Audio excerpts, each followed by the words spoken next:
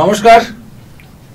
প্রতিদিন সন্ধ্যাকালীন অনুষ্ঠানের মতো আজকেও ভোটযুদ্ধ 2019। আজকে আমাদের অতিথি আরামবাগ ব্লক তৃণমূল কংগ্রেসের কার্যকরী সভাপতি মোহাম্মদ সেলিম। প্রথমে আপনাকে স্টুডিওে স্বাগত। শেখ আব্দুল সেলিম, প্রথমে স্টুডিও আপনাকে স্বাগত। আমরা যে লোকটিকে নিয়ে আজকে এখানে এসেছি, যিনি আমাদের আজকের অতিথি, একটু তার সম্বন্ধে প্রথমে বলবো। দীর্ঘদিনের তৃণমূল কর্মী, একসময় যুব তৃণমূল কংগ্রেস দায়িত্ব নিয়ে করেছেন, এখন মূল সংগঠনের কার্যকরী সভাপতি। কিন্তু মাঝে মধ্যেই দেখা যায় রাজনীতির মূল স্রোতের সঙ্গে কোথাও একটা বিরোধ তৈরি হয়। সেই বিরোধ পার্টিগত রাজনৈতিক কারণে, না একেবারে ব্যক্তিগত বিরোধ, নাকি কোনো কিছুই নয়, দলকে আরো ভালো করে গুছিয়ে তোলার প্রয়াস। সেই বিষয়গুলো আমরা জানব। তার ফাঁকে আরো একটি বিষয়, ত্রিস্তরীয় যে পঞ্চায়েত ইলেকশন গেল, তাতে দেখা গেছিল এই সেলিম সাহেব প্রথমে নমিনেশন করেছিলেন, পরবর্তীকালে নমিনেশন উইথড্রল করেছিলেন। আবার পৌরসভা নির্বাচনের ক্ষেত্রে দেখা গেছিল, শোনা গিয়েছিল তিনি প্রার্থী হচ্ছেন তার ওয়ার্ড থেকে, পরবর্তীকালে তিনি না হয়ে অন্য একজন প্রার্থী হন। এই সেলিম বাবুর ক্ষেত্রেই কেন বারবার এই ধরনের ঘটনা ঘটে? উনি নিজেই সরে আসেন না কি? আসল ঘটনা কি? এর পাশাপাশি এই লোকসভা নির্বাচনে সেলিম বাবুর ভূমিকা কি? দল ঠিক কোন জায়গায় উপস্থিত আছে? সেলিম বাবুর মতো যারা পুরনো তৃণমূল কর্মী, তাদের এই মুহূর্তে রাজনৈতিক অবস্থান কি, এবং তাদের রাজনৈতিক অবস্থান এই লোকসভা নির্বাচনে তৃণমূল কংগ্রেসকে কতটা শক্তিশালী করবে? এই রকমই নানান প্রশ্ন নিয়ে আজকে আমাদের ভোট যুদ্ধের আলোচনা। প্রথমেই যে প্রসঙ্গে যাব, সেলিম বাবু, নির্বাচনের হাতে গোনা কটা দিন মাত্র বাকি। নির্বাচন প্রক্রিয়াতে আপনি কিভাবে অংশগ্রহণ করছেন? নির্বাচন প্রক্রিয়াটা নয়, আমাদের অনেক আগে থেকেই আমরা নির্বাচনে সবসময় আছি। তার কারণ একটাই, আমরা যে দলটা করি এটা মামাটি মানুষের নেত্রী মমতা ব্যানার্জির দল। মমতা দি আর পশ্চিম বাংলা তথা বর্তমানে এখন তো তিনি সর্বভারতীয় নেত্রী, যে উন্নয়ন করেছে, আমাদের নির্বাচনের দায়িত্বটা অনেক কমে গেছে। তার কারণ দিদি যে উন্নয়নটা করে দিয়েছে, ঘরে ঘরে পৌঁছে দিয়েছে, সেই পৌঁছে দেওয়াটা আজকে আমাদের কাছে অনেকটা সহজ হয়ে গেছে। আমরা প্রত্যেকেই, আমাদের মধ্যে আছেন স্বপনদা, আছেন রাজেশ, আছেন আমাদের এমএলএ ক্ষীণদা আছে, সর্বোপরি অপূর্বা পোদ্দার আছেন, আমাদের গাইড হিসাবে অসীমা দি আছেন, আমাদের তপনদা আছে। প্রত্যেকের মতামত নিয়ে আমরা আজকে খুবই ব্যস্ত। আজকেও এক জায়গায় প্রোগ্রাম আছে, সেই জায়গায় আমার একটা আত্মীয় মারার জন্য সেই জায়গায় চলে যাওয়ার জন্য সেই জায়গায় যেতে পারিনি। আজকে দিদি আসার জন্য আরামবাগের মাটি চয়েস হয়েছে, সেখানেও আমরা ছিলাম, স্বপনদা, আমি, রাজেশ, প্রত্যেকেই ছিল। আমরা দাঁতে দাঁত চেপে আমরা ভোট করছি। আমরা ময়দানে কে বিজেপি আছে, কে সিপিএম আছে, কে কংগ্রেস আছে, আমরা এগুলো গুরুত্ব দিইনি। তার কারণ মমতার উন্নয়নেই যে ভোটে আমাদের দিদি, যিনি সবার কাছে মানে অপূর্বা পোদ্দার মহাশয়, তিনি অনেক অনেক অনেক বেশি ভোটে লিড করবে, এটা বলার কোনো জায়গা নেই।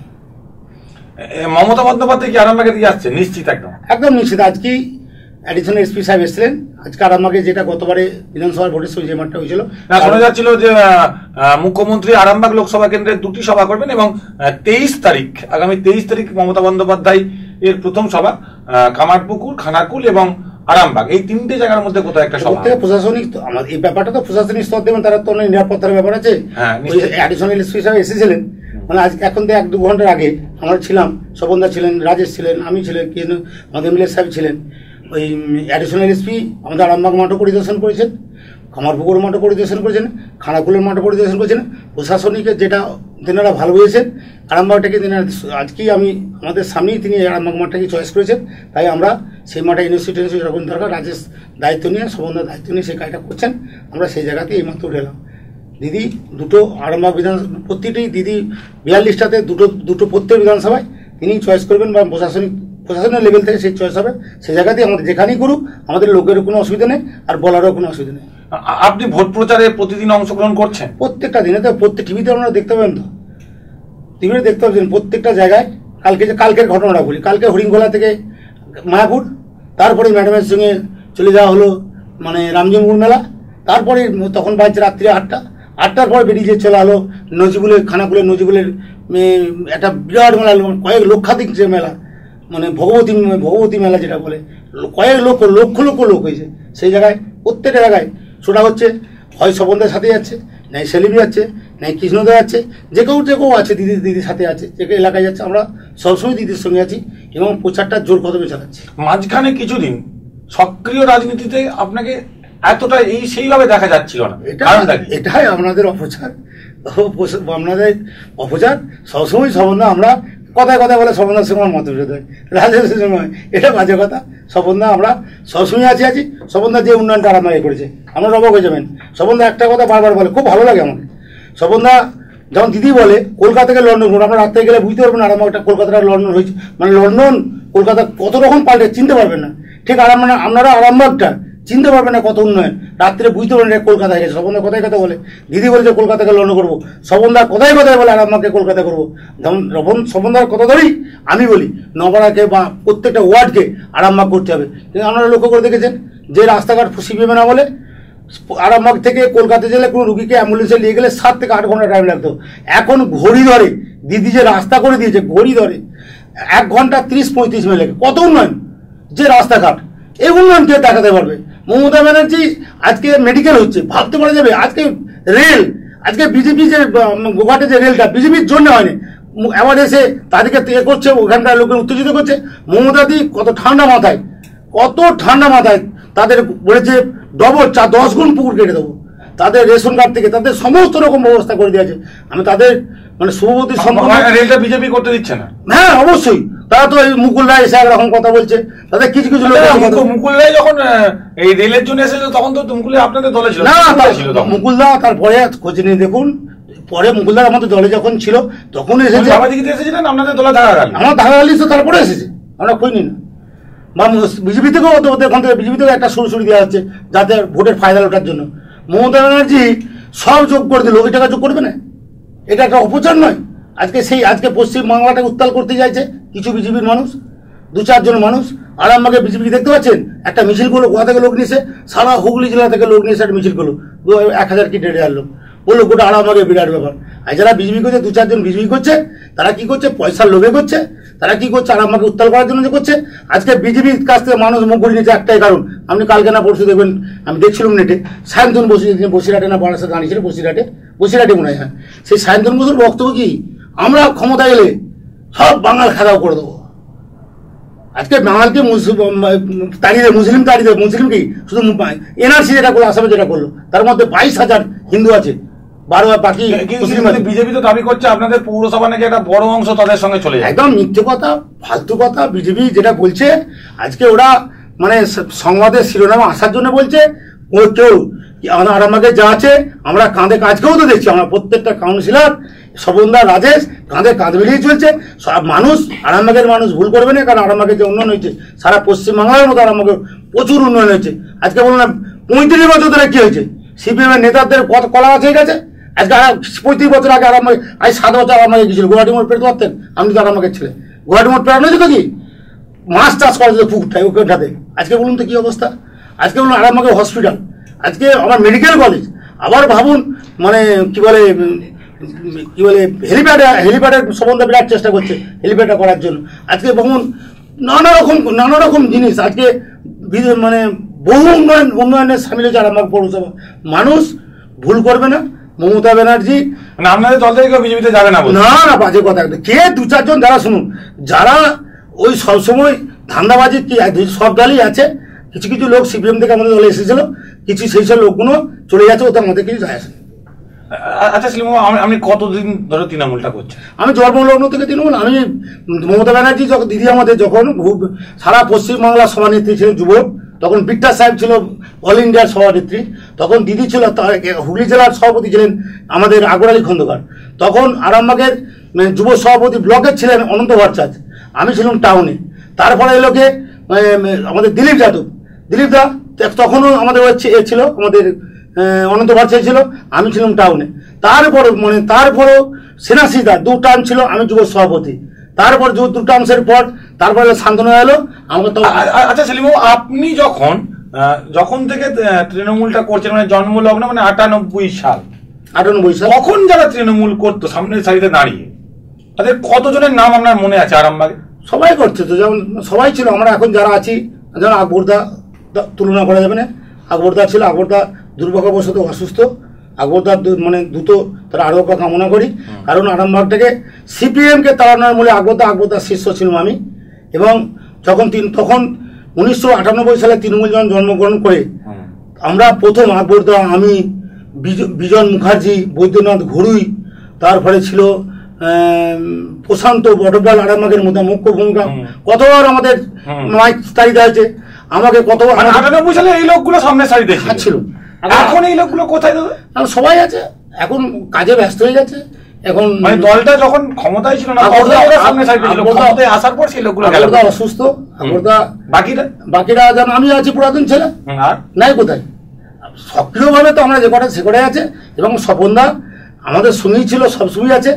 এবং রাজেশ আমাদের পরে এলো, রাজেশ কিন্তু আমাদের স্বতঃস্ফূর্ত আমাদের এসে যে কাজগুলো করতে আমরা একসঙ্গে থেকে সেই কাজগুলো। আচ্ছা, আপনার কোথাও মনে হয় যে আপনি যতদিন থেকে তৃণমূলটা করছেন, যে সময়কালের কথা বলছেন, সেই সময়কাল থেকে যারা রাজনীতিটা করছে বা তার পরে যারা এসেছে, তারা অনেকটা রাজনৈতিক বা প্রশাসনিক ক্ষমতার দৌড়ে আপনার থেকে অনেকটা বেশি এগিয়ে গেছে? হ্যাঁ, আমি আসলে একটা কথা বলি, আমি ওই কাউন্সিলর হবো, হবো ওতে না, আমি সংগঠনটাকে ভালোবাসি। সংগঠনটা আগে আমি অনেকবার সবন্ধ আমাকে কাউন্সিলর টিকিট দিয়েছে, আমি টিকিট নিইনি। আমাকে অনেক দায়িত্ব, যেমন স্কুলের দায়িত্ব, আমি একটু খেলাপ্রিয় মানুষ। স্কুলটা শিক্ষা দিকে আমি স্কুলেও দায়িত্ব সহকারে পালন করে এসেছি। আমি সংগঠনের সঙ্গে সবসময় জড়িয়ে আছি। আমি ওয়ার্কিং প্রেসিডেন্ট, আমি সংগঠনটাকে ভালোবাসি, তাই আমি ওই প্রশাসনিক এতে আমি যাইনি। এবং সেই পরিস্থিতির পর সংগঠনটাকে দেখতে গিয়ে আমি ওই জায়গাটাতে যাইনি। পরবর্তীবার সম্বন্ধ আমাকে যেমন আজকে বলছিল, মানে কাউন্সিলর হতে হবে, হ্যান হতে হবে, ত্যান হতে হবে। সংগঠনটাকে ভালো লাগে খুব আমার ওইসব কাউন্সিলর হতে হবে, চেয়ারম্যান হতে হবে, ভাইস চেয়ারম্যান হতে হবে, ওটা আমার কোনো মানে আনন্দ নেই। আমার মানুষকে নিয়ে কাজ করাতেই আনন্দ। তাহলে আপনি এবারে পঞ্চায়েত ইলেকশনে হঠাৎ করে কেন মনোনয়ন জমা দিয়েছিলেন? আমি একটা কথা হচ্ছে কি, যে হঠাৎ করে পঞ্চায়েত নির্বাচনে যে মনোনয়ন জমা দেওয়া হয়েছিল, আমাদের আলোচনা করেই দেওয়া হয়েছিল। এবং আমি দেখলুম যে ওই জায়গাটায় চলে গেলে সে একটা জায়গায় বাঁধার হয়ে যাবো। সমন্দা, আমি, রাজেশ, এমএলএ, এমপি আমরা আলোচনা করে দেখলুম। আমাকে বললো, সেলিম, তোমাকে সংগঠনে থাকলে তোমার সবচেয়ে ভালো দেখাবে আর দলটা আরো মজবুত হবে। আমি আমাদের আলোচনা করে তুলে নিয়েছি। আলোচনা করি সমন্দা বা আমাদের এমএলএ কোনো রকম, এটা তো সেই সময় আপনি বিস্ফোরক অভিযোগ করেছিলেন। আপনি সেই সময়ে দাঁড়িয়ে একদম আজ বাংলার ক্যামেরাতে ভয়ঙ্কর অভিযোগ তুলেছিলেন যে আমাদের মধ্যে দু একজন তো, সবাই ভালো হলে তো বলা চলবে, 2-1 খারাপ ছিল। তাকে বলার পর তারা এখন পুরো পাল্টে গেছে। এটা বলে দেওয়ার পর তারা একদম সম্পূর্ণ খুব ভালো কাজ করছে এখন। এটা মানে সবাই তো সবন্ধা খুব ঠান্ডা মানুষ। আমাদের রাজেশ একটু করা, তার থেকে অনেক বেশি করা।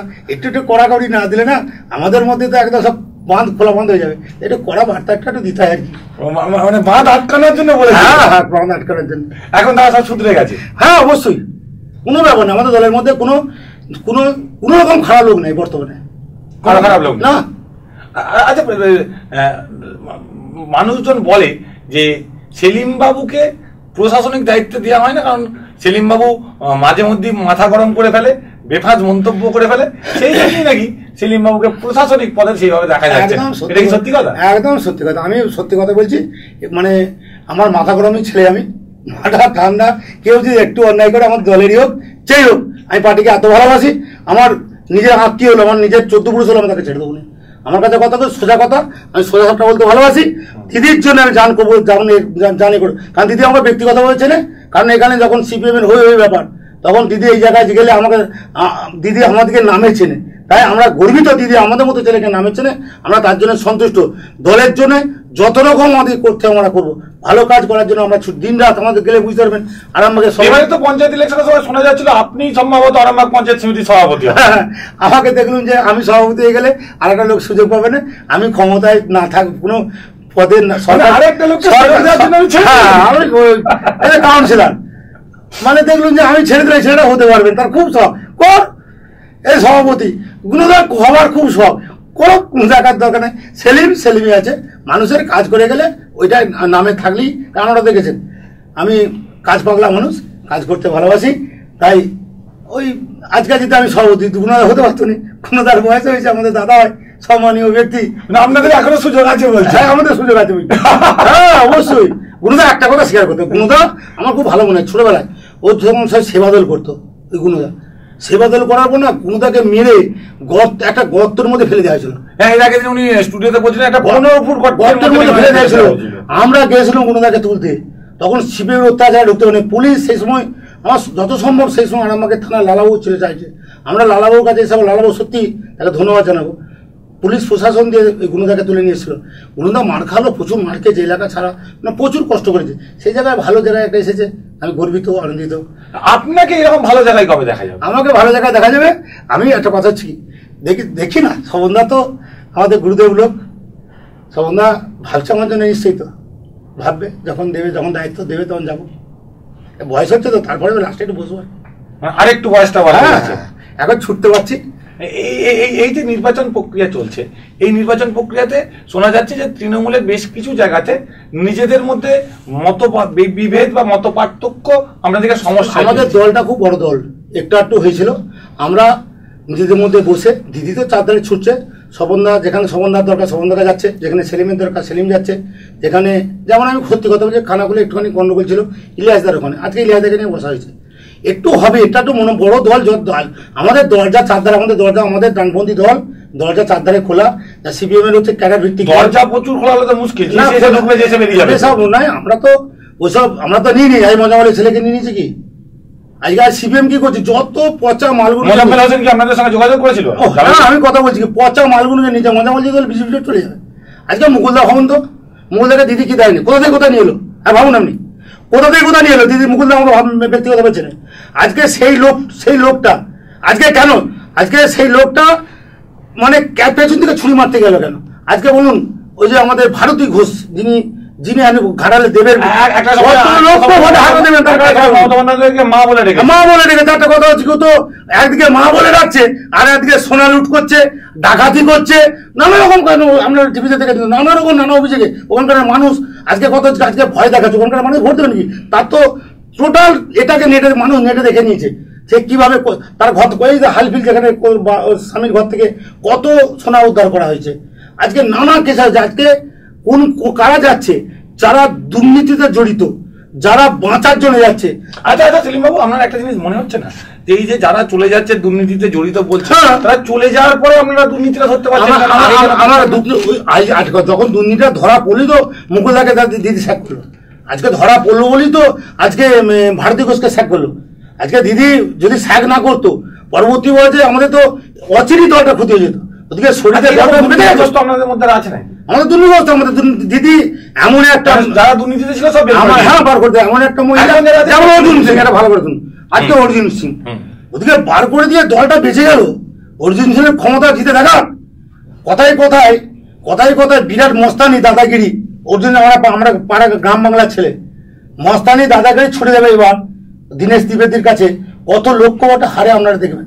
পশ্চিমবাংলায় দিদি যে কথা বলে এসেছে, আজকে দেখুন দুটো ভোট হয়ে গেছে, ওরা বলছে আমরা মুকুলদা কালকে না ভোট দেখছিলেন যে বলছে যে ওই দুটি জিতবো, আজকে বলুন 42-42 যদি দিদি না পায়, আজকে 42 একটা সিট পাবেন, আসানসোলে চলে যাবে, কত উদ্যোত্তন দেখুন, আজকে উন্নয়ন করেনি আসানসোলে, যখন একদিন প্রশ্ন করছে আমাদের তৃণমূলের কর্মী, ওই ওদের যে বাবুল সুপ্রিয় বলছে তাকে চর মেরে নামিয়ে দেওয়া হোক, তাড়িয়ে দেওয়া হোক, এত উদ্যোত্ত। শুনুন দিদি একটা কথা বলেছিল, বদলা নয় বদল চাই, দিদি যদি বলতো না বদলা নেবো, এখানে বিজেপির একটা কথা করতো নি, সিপিএম এর ঘর ছাড়া হতো নি, সে একটাও দেখাতে পারবেন বিজেপির একটা পতাকা কোথাও আমাদের ছেলেরা কিছু করেছে, আর দেখাতে পারবে কোনো সিপিএম কে আরামাক দিয়ে তাড়িয়ে দেওয়া হয়েছে, যেটা সিপিএম হলো আজকে আমাদের মতো ছেলেকে কান ধরে উঠবাস করেছিল, আপনারা জানেন নপাড়ার বাজারে কান ধরে উঠবাস করেছিল, কন্ডারে উঠবাস করিয়ে এলাকা ছাড়া করে আমার লেবার স্ট্রাইক করা হয়েছিল, আমরা কিন্তু দিদিকে ছেড়ে যাইনি, সেই সময় তো আমার দাঁত চেপেছিলাম, দিদি একমাত্র পাবে, বাংলা নয়।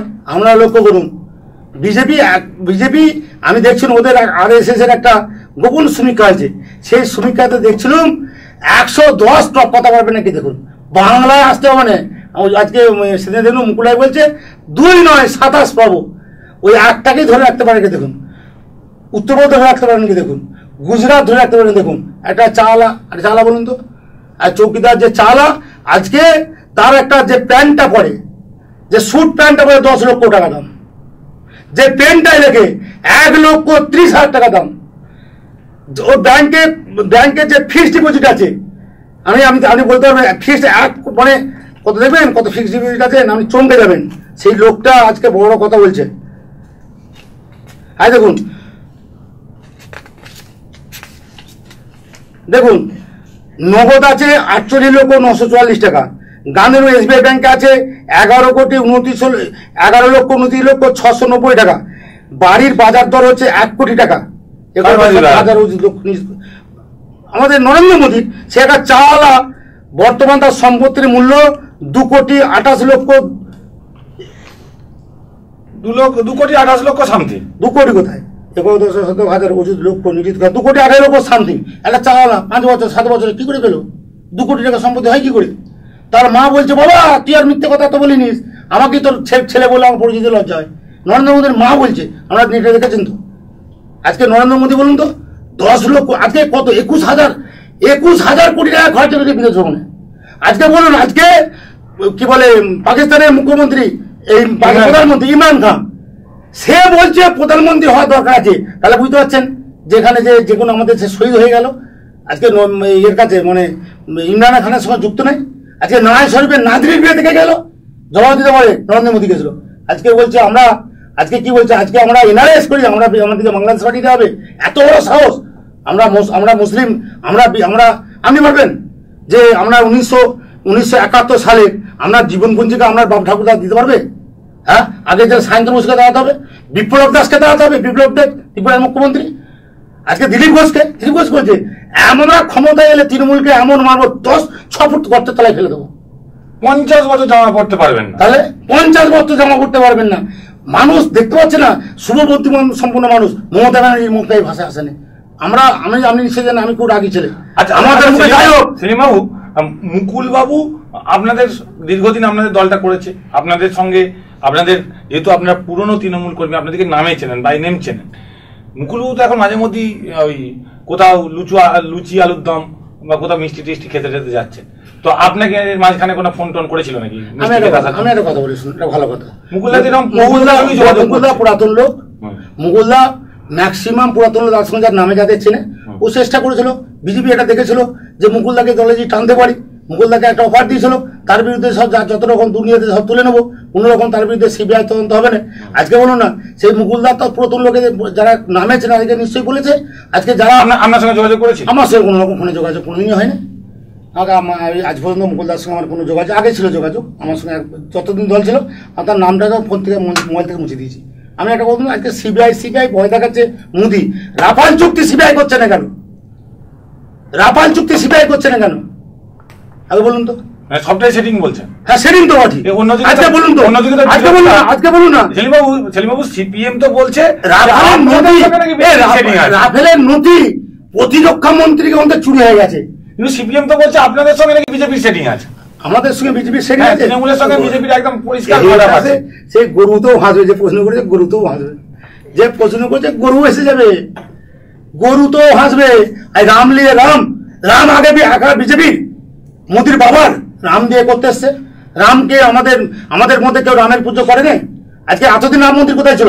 একটা দেখাতে পারবেন বিজেপি আজকে যারা বিজেপি করছে? আমি আমাকে সেলিম বলছি, আমি তাদেরকে বলছি, একটা লোকের ঘরে বলি কত প্রধানমন্ত্রী হবার আগে যেটা ছিল 15 লক্ষ টাকা করে প্রত্যেকটা অ্যাকাউন্টে ঢুকবে। একটা দেখা না আমরা ফুল ফিটে বিজেপি করবো। কোথায় গেল 15 লক্ষ টাকা? অথচ জয় ব্যানার্জির 50,000 টাকাটা 50,000 কোটি টাকায় চলে গেল 3 মাসে। নোটবন্দি করে টাকা অনুকূল অমিত শাহের অ্যাকাউন্টে ঢুকে গেছে। আজকে কালাধন কোথায় বলুন, দেখাতে পারবেন? আজকে বলুন বছর 2,000 কোটি টাকা আরামভাবে দেখান, 2,000 কোটি, মানে 2,000 কোটি বছর চাকরি যাবে, আরামভাবে দেখান। কেন্দ্র সরকার থেকে কটা ছেলে চাকরি হয়েছে? আজকে মমতা ব্যানার্জি, আজকে বলুন রূপশ্রী, আজকে আপনাদের এবার নিয়োগ কোথায়? লাস্ট 8 বছরে একবার এসএসসি হয়েছে। আমার কাছে কথা হচ্ছে কে বলছে আজকে বলুন তো, এই যে সিভিক, আজকে বলুন তো যারা আশাকর্মী, আজকে বলুন তো যে চাকরি যে কোনো দিদি দিয়েছে, বহু লোক হিসাব করলে দিদি যে কথাটা বলছে চাকরি পায় না কোথা, আমার নপাড়াতে পায় মাটিতে, আমার 9 নম্বর ওয়ার্ডে 13 জন চাকরি পেয়েছে, 13 জন। আরামবাগে আমার হিসাবে আছে প্রায় 1000 উপর চাকরি, লিস্ট সালাম দিয়ে দেবো। চাকরি পেয়েছে না, প্রাইমারিতে চাকরি পেয়েছে, প্রাইমারিতে 1000-এর উপর। হ্যাঁ, আরামবাগে গোটা আরামবাগ বিধানসভা 1000-এর উপর চাকরি পেয়েছে। আপনি খোঁজ করুন আরামবাগ বিধানসভার মধ্যে আমার নম্বরে 13 জন, আমার 9 নম্বরের 13 জন। কেউ বলবে টাকা দিয়ে নয়, আমাকে আমি খোঁজ নিয়ে নামবো, এক বলে দিচ্ছি। আমাদের শামীম বলে আমার বাড়ির পাশে একজন চাকরি পেয়েছে, কোলেবারের একজন চাকরি পেয়েছে, খুব গরিব ঘরের মেয়েরা চাকরি পেয়েছে, গরিব ঘরের ছেলেরা চাকরি পেয়েছে। আজকে আমরা গর্বিত, আর তারা হাসছে। আমাদের এমএলএ সাহেব হাসপাতালে যে সুপার স্পেশালিটি হসপিটাল আছে, তাতেও আমাদের ওখান থেকে কিছু ছেলে চাকরি দিয়েছে। স্বপনদা পৌরসভাতে গতবারে 17 জন 18 জনকে চাকরি ঢুকিয়েছে, আর আমরা পৌরসভার নজির তুলে ধরছি 11 জন মনে হয়। আচ্ছা, সেলিমবাবু যারা চাকরি পাচ্ছে তারা সবাই কি তৃণমূলের লোক? না, আজকে আরামবাগ হসপিটালে আপনি কালকে জান না, আরামবাগ হসপিটালে যে চাকরি দিয়েছে আমাদের এমএলএ সাহেব, এমএলএ সব এটা আমার তর্কবিতর্ক করেছিল। আমি এমএলএ সাহেব কেন্দ্রকে বলুন, কিছু লোক তো এমএলএ আমাকে সিপিএমের ঘরের লোকে যারা আমাদের উপর অত্যাচার করেছে তাদেরকে চাকরি দিলাম, আমাদের ছেলেকে দেখে দিন, সিপিএম আমাদের দেয়নি। আমার এমএলএ সাহেব কিন্তু ঠান্ডা মধ্যে একটা বোঝা বলে, সেলিম এটা তো তৃণমূল দল, আমরা তো বেছে দিলে লোক কি খারাপ বললো, তা ঠিকই তো জানা। আজকে যে বাড়ি হচ্ছে, যে পৌরসভায় যে 3 লক্ষ 700 টাকা ঘর হচ্ছে, আমি আমার ওয়ার্ডে উদাহরণ দিচ্ছি। আমাদের ওখানে মানে বাবলু কাজী, সবুর কাজী যে এলসিএম মেম্বার ছিল, তার মাকে ঘর দিয়েছি। বাজো আমাদের ওয়ার্ডের পার্টি করে সিপিএম এর, আবার বাজো বলে একজন আছে সিপিএম এর লোক, তাকেও ঘর দিচ্ছে। বিজেপি আমার নাম বিজেপি নাই, ভেতরে 2-1 করছে নাকি আমি যাইনি। এবং আমাদের সিপিএম এর লোকগুলো, মানে আজকে সুভাষ দুলে বলে একজন ছিল, তার বার্ধক্য ভাতা হয় না সিপিএম আমলে, আমরা করে দিয়েছি। বুঝলেন তো, তারা কি খুশি আজকে এইভাবে প্রত্যেকটা ওয়ার্ডে একটু আমাদের ভুলভ্রান্তি আছে, সেগুলো আমরা আস্তে আস্তে সংশোধন করে নিচ্ছি। আচ্ছা, আমাদেরও দোষ আছে, সেই দোষে তাই কিছু মুখ পুড়িয়ে বিজেপিতে যাচ্ছে বা সিপিএমে যাচ্ছে। সিপিএম তো একদম এটা কমায় ঢুকে গেছে, কংগ্রেসে তো কোনো খোঁজ নেই, পয়সা নেওয়ার জন্য কংগ্রেসে প্রচুর টাকা। জ্যোতি আছে, জ্যোতি দাস এসেছেন, সে টাকা লুট করার জন্য এসেছে। আমার যত বলা টাকা লুট বললে আর কেস কাছে হয়ে যাবে, বলছি ওই টাকা কেন্দ্রের টাকা নেওয়ার জন্য এসেছে। আর বিজেপি তখন রায় নিজের এলাকা, নিজের বুথি, নিজের বাড়ি যেখানে বুথ, ওই জায়গাটার নাম ভুলে যাচ্ছি, সেখানেই ভোট পাবে না। আজকে বলুন না, যে কটা লোক 10-15 জনকে নিয়ে ঘুরছে, বিরাট ব্যাপার। প্রচারে কালকে কামারপুকুরতে আসছিল, কামারপুকুর থানাটা পেরিয়ে যে বকুলতলা মোড়ে সে বক্তব্য রাখছে, সে কি বলবো, মানে মরা ছাগলের মতো মিমি করে বক্তব্য রাখছে। 20-25 জন 30 জন ছেলে, তারাই বলছে আমরা আরামবাগ জিতে যাবো। মন্ত্রী আচ্ছা, বিজেপিতে তো প্রতিদিন বিজেপি দাবি করছে যে আপনাদের দল ছেড়ে প্রচুর লোক নাকি বিজেপিতে যোগ দিচ্ছে। আমি তো একটা লিস্টটা দিতে বলুন দেখি, সিপিএম এর লিস্টটা দিতে বলুন না। আমি তো দেখতে পাইনি, বললাম মায়াপুরে দেখলে বিজেপির পথে গেলে 50-60 জন ঢুকে গেছে। আমি তারপর দিনে মায়াপুরে দেখছি যে 2-4 জন সিপিএম থেকে এসেছিল, 2-4 জন গেছে, আবার তারা চুপচাপ বসে গেছে, তারা ওই সব জায়গায় যেন বলে ওরে বাপরে, এসব যা দল, যে মানে এখন যা দল, সেই দল তো আমাদেরকে গোটা পশ্চিমবাংলায় সাম্প্রদায়িক সম্পত্তি সুরসুরি দিয়ে ভাইয়ের সঙ্গে ভাই, হিন্দু মুসলিম শিখ খ্রিস্টান সবার যে গন্ডগোল হবে, ওই সব যারা কিছু। আপনিও মনে করছেন বিজেপি সাম্প্রদায়িক দল? হ্যাঁ, অবশ্যই। সিপিএম তো আপনাদের দুজনকেই সাম্প্রদায়িক। আমি কথাটা কি বলছি, বিজেপির সাম্প্রদায়িক দল কেন বলবো নি, কথাই তো আপনি দিলীপ ঘোষের মুখে শুনেছেন যে মুসলমানদেরকে এলাকা ছাড়া করতো, শান্তন মোস্ত কথা টিভিতে বলে মুসলমানদেরকে দেশ ছাড়া করতো, ওরা এত অধিকার কে দিয়েছে। আচ্ছা সেলিমবাবু, আপনাদের এই যে নির্বাচন, এই নির্বাচনে আপনাদের প্রতিপক্ষ তাহলে কাকে আপনারা জোরালো করছেন, সিপিএম কে না বিজেপি? আমাদের প্রতিপক্ষ কেউ নেই। আমাদের পশ্চিমবাংলায় মমতা ব্যানার্জি যে কাজ করেছে, প্রতিপক্ষ বলতে আমরা কাউকে বুঝিনি। এই ভোটে দিয়ে বুঝতে পারবেন কত ধানে কত চাল, মানুষ মুখিয়ে আছে। তবে একটা কথা হচ্ছে কি, দিদির যে উন্নয়ন, যখন ভোট দিতে যাবে একটা কথাই আমরা বলেছি, আজকে ভাবুন দিদির কত মানবিক, দেখুন মানবিক ভাতা, মানবিক সমব্যথী। কেউ মরে গেলে, আজকে গরিব ঘরে কেউ মরে গেলে না, হাই কার চাই, কার কাছে 1 কুইন্টাল, কার কাছে চাল চাই, কার কাছে চাই 500 টাকা দাও। এই আজকে সঙ্গে সঙ্গে পঞ্চায়েতের মূল্যে সঙ্গে প্রধান আগাম টাকা ঘরে পৌঁছে দিচ্ছে। পৌরসভায় হলে সঙ্গে 2,000 টাকা পৌঁছে দিচ্ছে, 2,000 টাকা সেই মুহূর্তে দেওয়ার জন্য মমতা ব্যানার্জি কথা ভেবেছে। দেখুন কৃষক যাদের সামান্য জমি আছে, মরে গেলে 2 লক্ষ টাকা, যে কোনো কৃষক মরে গেলে 2 লক্ষ টাকা, কত ভাবছে একটা গরিব ঘরের বড় লোকেদের তো কোনো অসুবিধা নেই। আজকে ভাবুন, আজকে স্বাস্থ্য কার্ড 5 লক্ষ টাকা। আচ্ছা, আপনারা বলছেন রাজ্যেতে এত উন্নয়ন হয়েছে, এত কিছু কাজ করেছেন, তাহলে সেলিমবাবু এই যে পঞ্চায়েত নির্বাচন গেল, এই নির্বাচনে সেই অর্থে কোনো প্রার্থী বাবা, ওদের যদি প্রার্থী না পায়, আমরা তোকে বলেছিলাম তো আমাদেরকে দিলে আমরা ভাড়া দেবো।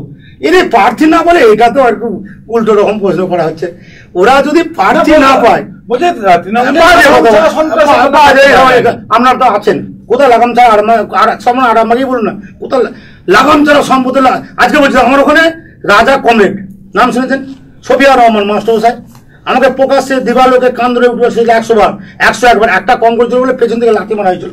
এখন আমাদের আমলে, আজকে আমাদের হাতে সমস্ত ক্ষমতা। রাজাকে খৈলেন তো, রাজাকে খৈলে রাজা নিশ্চিন্তে সে আইসক্রিম করার ব্যবস্থা করছে, কোথাও বাইরে খাবার ব্যবস্থা করছে। তার উপরে কোনো রকম আমরা কোনো আঘাত করছি কিনা আমরা, সে কি করছে, সে আজকে আমাদের প্রশংসা করছে, কোথায় সন্ত্রাস করছে। আজকে শ্রমিক চক্রবর্তী বলুন, নিশ্চিন্তে বসে আছে ঘুরছে। আজকে মানে গণেশ অধিকারী বলুন, সে তো ওই কি বলে ইউনিয়নের লিডার হিসাবে কোটি কোটি টাকা লুট করে নিয়েছে গরিব মানুষদের, যে ট্রাক ইউনিয়নের ড্রাইভার খালা। ইউনিয়ন অফিসে কি আপনারা দখল করে নিয়েছেন? সব বাজে কথা, অপচার, সব বাজে কথা। আমরা একটা কথা হচ্ছে, আমরা ইউনিয়নের যাদের টাকা মেরে নিয়েছে তাদেরকে ফিরিয়ে দেওয়ার জন্য আমরা ওদের কাছে অনুরোধ করেছি। তারা বিরুদ্ধে আমাদের বিরুদ্ধে অনেক কিছু তারা তাদের অফিস তাদেরকে ফিরে দেওয়া হোক, তাদের পয়সায় টাকা কিনা, তাদের সিপিএম এর কয়েকজন নেতাদের ওই পয়সা নেতাদের নামে অফিসটা করা হলো কেন? আজ গরিব মানুষদের পয়সা নিয়ে গরিব মানুষদের নামে করা হলো নি কেন?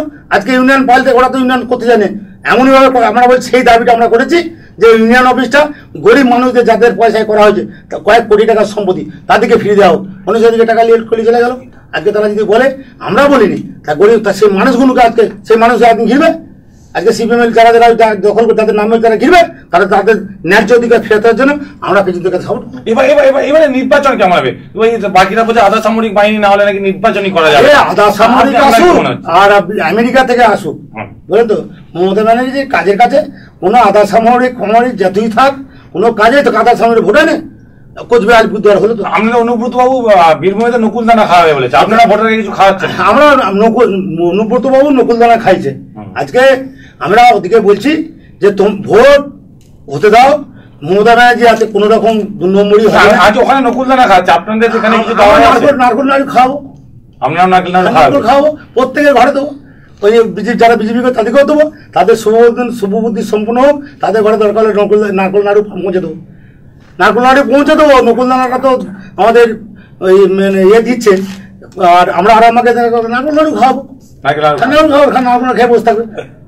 বিরোধীরা তো এখন থেকেই বলছেন আপনারা নাকি বাড়িতে বাড়িতে যে থ্রেট করছেন, মানে ভোট দিতেই যেতে পারবে না। এটা একদম বাজে কথা। এটা আমার একটাও যদি আজকে কথা না, আপনারা ঘুরুন না, আপনারা তো এলাকায় ঘুরতে পারেন, একটা এরকম অভিযোগ আমাদের কানে এসে পৌঁছায়নি। আমাদের ছেলেরা যদি কাউকে উল্টোপাল্টা কথা বলে, যেমন আজকে বলছি নৈসরায় আমাদের একটা ছেলে একজনকে অন্যরকম কথা, সিপিএম এর আমি খুঁজলিন, সিপিএম এর ওই কি নাম, ওই সিপিএম জাহাঙ্গীর খুঁজলিন তো, তাকে আমাদেরই একটা ছেলে রাস্তায় উল্টোপাল্টা কথা বলেছিল। স্বপনদা আমি সঙ্গে সঙ্গে তাকে ঠেট করেছি। দিদির দল করতে হলে কোনো রকম কাউকে কোনো কথা বলা চলে না, মানে জাহাঙ্গীরকে ডেকে সামনাসামনি ঠেট করেছি।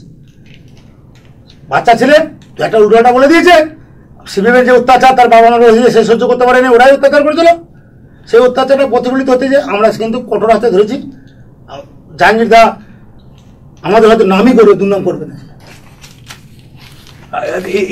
এই নির্বাচনে আপনাদের প্রার্থী গতবারে 3.5 লাখের ওপর ভোটে জিতেছে, এবারে কতটা কমবে মনে হয়? কমবে কোথায় গো? এটা তো উল্টো রকম কথা যাচ্ছে, কমবে কোথায়? মমতাদি যা কাজ করছে, আমাদের তো এখন একটাই চ্যালেঞ্জ, সিপিএম বিজেপি কংগ্রেসের সঙ্গে আমাদের কোনো চ্যালেঞ্জ নেই। আমাদের চ্যালেঞ্জ আমাদের কাছে কতটা ভোট আমরা বাড়াতে পারবো, এইটাই আমাদের চ্যালেঞ্জ। চ্যালেঞ্জ ওদের সঙ্গে না, ওদেরকে আমরা কিছু মনে করিনি। চ্যালেঞ্জ আমাদের এটাই, কতটা ভোট আমরা বাড়াতে পারবো, অপূর্ব অবতারকে কতটা বেশি ভোটের লিড দিয়ে দিদির কাছে আমরা মাথা উঁচু করে দাঁড়াতে পারবো, এটাই আমাদের চ্যালেঞ্জ। আমরা বিজেপিকেও কিছু মনে করিনি, সিপিএমকেও কিছু মনে করিনি, আর কংগ্রেসকেও কিছু মনে করিনি। আচ্ছা সেলিম বাবু, ওদের নামটা বারবার করতে গেলে ওটাই হাইলাইট হয়ে যাচ্ছে। আপনাদের কাছে একটাই কথাই বলি, ওই বিজেপি ওসব হাইলাইট করে লাভ নেই, কারণ আপনারা তো দেখতে পাচ্ছেন ওদের পতাকা বাঁধার লোক নেই, ওরা বাড়া করে লোক নিয়ে আসছে। সিপিএম তো কিছুই নাই, আর কংগ্রেস তো খুঁজে পায়নি। আপনাকে একটাতে বলুন, ওরা পয়সার জন্যই ছুটছে। গত লোকসভা ভোটে আমার ভালো মনে আছে, পুরসুরের কি নাম, সৌম্যমারি দাঁড়িয়েছিল বাস স্ট্যান্ডের উপরে টাকা ভাগ করার জন্য। একবার রবিবার টাকা নিয়ে ছুটছে, আমাদের ফাঁড়ির কাছে কে একজন টাকা নিয়ে ছুটছে, সে বিরাট ব্যাপার। আমরা ঘিরে ঘাড়ে ধরে তাদের কিছু টাকা উদ্ধার করি, কিছু টাকা ওরা এখনো সেই ব্যাপার চলছে। তারা এখন সব ওইভাবে ওরা টাকা লুটের জন্য ওরা ভোটে দাঁড়িয়েছে। আজকে বলুন না কি করতে এসছে এখানে, যদি কে চেন ওকে? আজকে ভোটের সময় আসছে, কোথায় ছিলে তোমরা? একটা দিনের জন্য কোনো মানুষের পাশে ছিলেন? কাউকে এক বোতল রক্ত দেওয়া হয়েছে? আমরা এটা কিন্তু বলতে পারেন, বিপদের পাশে তৃণমূল কংগ্রেস আছে, মানুষের পাশে তৃণমূল কংগ্রেস আছে। দিদির জন্য আমরা জান কবুল করে দেবো। আর দিদি যে দিদি আপনি লিখে রাখুন না, আপনার কাছে আবার 23-এর পর আসবো, 23 তারিখের পর আসবো। আমি আপনাদের কাছে চ্যালেঞ্জ করে যাচ্ছি, 42-এ 42 একটা মাইনাস হলে আমরা দলটা ছেড়ে ঘরে বসে থাকবো। 42-এ হবে না? হ্যাঁ অবশ্যই, এত বড় ক্ষমতা আমি সব জায়গায় ঘুরি। আমি সামান্য একটা কথা বলছি, কালকে কেষ্ট করে গেছি মেদিনীপুর চন্দ্রকোনা, দিদি আমার বাড়ি ছিল, আমাকে মেমিমারি বাড়ি ছিল। ওখানে কি ব্যাপার? আমাদের মধ্যে গন্ডগোল লাগিয়েছিল মুসলিমে, আমরা নিচে আমাদের মুসলিমের দুটো ভাগ আছে, দুটো মধ্যে হ্যাঁ ভাগ আছে দুটো, বুঝলেন তো? ওইখানে গন্ডগোল লাগিয়ে দিয়েছিল। আমি গেলাম, যে দেখলাম দুপক্ষকে নিয়ে বোঝালাম, ওদের বলছে ওরা বলছে বাবা বিজেপি, আমাদের ওখানে একটা ভোট যদি বিজেপির পতাকায় বিজেপি দিতে পারে, বলে একটা ভোট যদি বিজেপি দিতে পারে সেলিম ভাই, তুমি যে বলে তাই শুনবো। আচ্ছা সেলিম ভাই, মনে হচ্ছে রাজনীতিতে বড্ড বেশি ধর্মকে ঢুকিয়ে দেওয়া হচ্ছে। হ্যাঁ ওটা তো আমরা ধর্মকে ঢুকিয়ে দিচ্ছি। তো আজকে তো ওরা তো বিজেপি, ওরা ওইটাই তো খেলছে। এতদিন রাম মন্দির হয়নি, বলেন তো? আজকে তো ধমক খেয়েছে, সুপ্রিম কোর্টের কাছে বিরাট ধমক খেয়েছে। সুপ্রিম কোর্ট যে স্ট্যান্ডটা নিয়েছে যে সবাইকে নিয়ে একটা চিন্তা ভাবনা করে যেটা হবে সেটা ভাববে, সবাইকে রেখেছে। আজকে উত্তরপ্রদেশের কি যোগী আদিত্যনাথ ভাষাগুলো শুনুন, ওকে তো সাইড করেছে নির্বাচন কমিশন, ভাষাগুলো দেখুন। বলছে আজকে বলুন ও সব কি বলছে। আজকে ভাবুন ওইখানে ওই উত্তরপ্রদেশে না এটা হয়েছে, ওই আমার নামটা ভুলে যাচ্ছি। আজকে একটা গরুর মাংস বিক্রি করার নাম করে জোর করে শুকুরের মাংস খাওয়ানো হয়েছে, বলুন। যাই হোক, আমরা এই বিতর্কতে আলোকপাত সেভাবে করবো না। প্রতিটা মানুষের ধর্ম মানুষের কাছেই থাকে। আমরা অনুষ্ঠানে একদম আমরা অনুষ্ঠানের একদম শেষ প্রান্তে এসে দাঁড়িয়েছি। আপনাকে এক কথাই দুটো প্রশ্ন করবো, করে আমরা অনুষ্ঠান শেষ করব। আরামবাগ লোকসভায় 4 জন প্রার্থী, কংগ্রেসের জ্যোতি দাস, তৃণমূল কংগ্রেসের অপরূপা পোদ্দার, দুজনেই প্রায় একই এলাকার লোক, রিষ্টা। আরামবাগের মাস্টারমশাই শক্তিমোহন মালিক এবং সিপিএম থেকে দাঁড়িয়েছেন, এবং বিজেপি থেকে যে দাঁড়িয়েছেন তিনিও একজন মাস্টারমশাই তপন রায়। আপনি ব্যক্তিগতভাবে প্রত্যেকেই চেনেন, আপনার মনে হয় এই 4 জন প্রার্থীর মধ্যে আপনি শক্তিমোহন মালিক বা তপন রায়কে কতটা নম্বর দেবেন? কোনো নম্বরই দেবেন না, 0 দেবেন? অবশ্যই। মানে কোনো ভোটই পাবে না? না, ভোট পাবে ওদের কিছু, যে কটা কতটা ভোট পেতে পকট কত 2% কি 5% পাবে, 2 থেকে 5% ভোট পাবে তার সিপিএম। আমার সিপিএম তো কমায় ঢুকে গেছে, কিছু কিছু লোক বিজেপিতে লাফালাফি করছে। সিপিএম শক্তিমোহন মালিক, বিজেপি আমাদের ভোট কাটবে বলে মনে হচ্ছে। বিজেপি আমাদের ভোট কাটবে না, যেটা কাটবে বিজেপি যে ভোটটা পাবে, কংগ্রেসের ভোট কিছু পাবে, সিপিএম এর ভোট পাবে, তৃণমূলের ভোট মমতা ব্যানার্জির মানুষ 2-4 জন হয়তো আপনাদের অপপ্রচার হচ্ছে, আমাদের যারা পুরাতন লোক তারা নাকি ভিতরে থেকে তৃণমূলকে ভোট দেয়। আমি কিন্তু ব্যক্তিগতভাবে অনেক বহু লোক আমার সঙ্গে, আপনারা জানেন, আর আমাদের কথা বলছি, বহু লোকের ভালো যোগাযোগ আছে, আমি আলোচনা করে দেখেছি, তাদের ক্ষোভ মনে আছে, এটা একটু ক্ষোভ আছে। সবাই কিন্তু সবটা 100% পাই দেওয়া যাবে না, তাদের একটাই বক্তব্য। আজকে যেখানে দাঁড়িয়ে কাটছিল বলুন কি আমাদের এমএলএ কাছে, আপনার কোনো ক্ষোভ আছে? না, আমার কোনো ক্ষোভ নেই। মমতা ব্যানার্জি, আমাদের নিজেদের মধ্যে একটু মনোমালিন্য হতে পারে। আমরা মমতা ব্যানার্জি যতদিন থাকবে, মমতা ব্যানার্জি তৃণমূল দল যতদিন থাকবে, আমরা তৃণমূল ছেড়ে কোথাও কোনো জায়গায় যাবো না।